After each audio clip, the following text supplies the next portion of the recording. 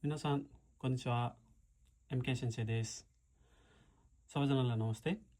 आज चाहिँ N2 को हामीले ग्रामर पढ्नेछौँ है। N2 को ग्रामर अनि यो यस्तै भिडियो तपाईहरुले N1 देखि है N4 देखि N4 N3 र N4 का भिडियोहरु हेर्न सक्नुहुन्छ। यसको लागि चाहिँ हजुरले मेरो MK सेन्से युट्युब च्यानललाई चाहिँ सब्स्क्राइब गर्नुपर्ने हुन्छ है। MK सेन्से निगारा मिस्टेक भएको छ है।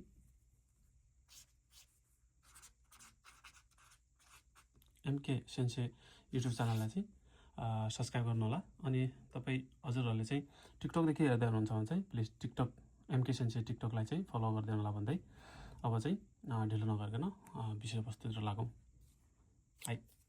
यो चाहिँ हाम्रो दोषी है। दोषी नो तैके भनेको चाहिँ भर्बको त्यही फर्ममा लगेर चाहिँ कोसो भनेर जोड्दिने। उदाहरणको लागि हामीले तल हेरेका छौं ताबेमासले लिएका छौं है। ताबेमासलाई लिएका छौं। ताबेमासको के गर्ने भन्ने छौं त दोषी नो तैके है।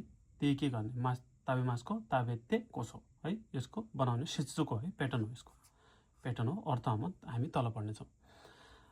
ताबेमासको के गरेछ त ताबेते कोसो है।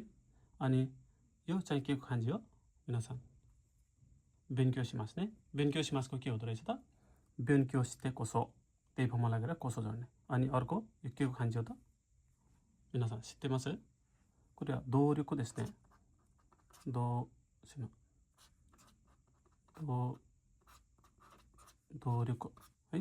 दोर्युको खान्छ है।